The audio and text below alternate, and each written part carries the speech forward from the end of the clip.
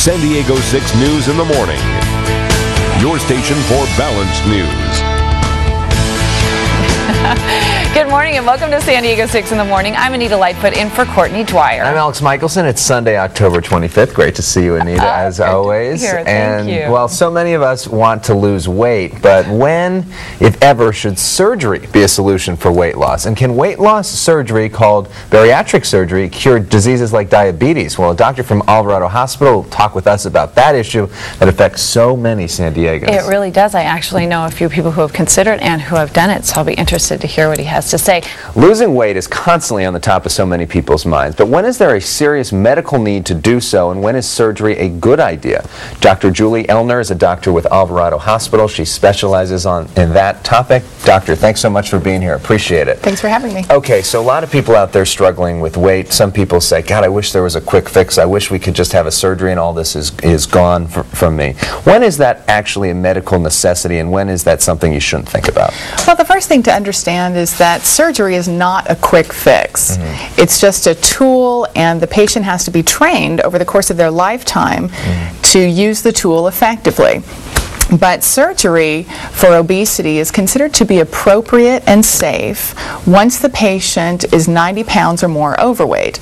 Once a patient gets to be 90 to 100 pounds overweight, the risk of dying from surgery is far less than the risk of dying from obesity. Once a patient hits the 90-pound overweight mark, a patient is about 10 times more likely to die from obesity within 5 years than to die from the surgery.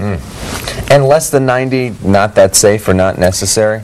Once a patient reaches the 90-pound mark, surgery is appropriate, but not before that point. Okay. Also, it's important to understand that once a patient reaches the 90-pound overweight mark, 97% of the diets and medication programs fail.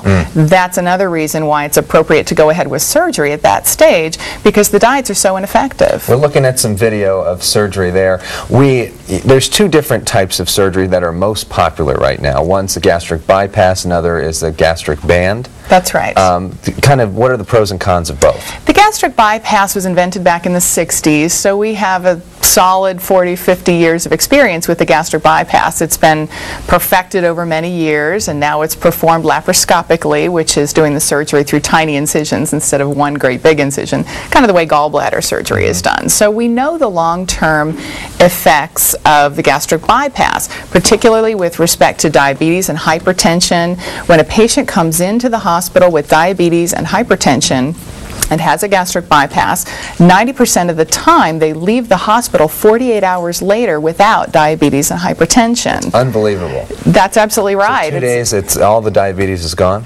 90% of the time. Same with the hypertension. So those are real concerns for patients with very serious medical problems.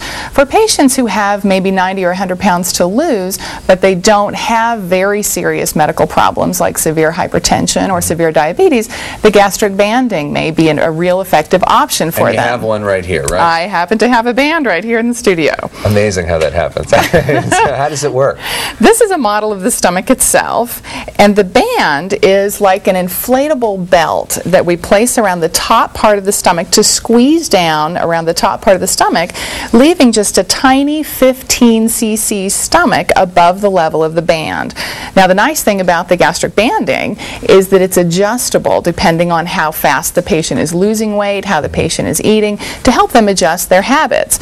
So the band itself has an inflatable reservoir inside, like a little water balloon inside, that's attached through this tube to this little button that sits underneath the patient's skin. And it's into this little button that I inject through the skin saline to fill and tighten the band to make the weight loss happen more rapidly, or to loosen it up if the patient feels a little bit too tight. So one of the nice things about a band is that it's adjustable over time depending on the patient's needs. Perfect. And the most important point we just got to make real quick is that this is not a quick fix. It's something that you need to keep keep up for years and years, a lifetime of we've seen with Carney Wilson, somebody who went through the bypass process, got real skinny, and now is real big again. So again, if you see a doctor, you got to continue to see a doctor and continue to work on this. That's absolutely right. All right, well, thank you so much, doctor. We really appreciate you coming in, and thank you for the good advice and for the nice little model as well. And for more information on how you can get involved with this, go to san diego6.com, click on Hot Topics.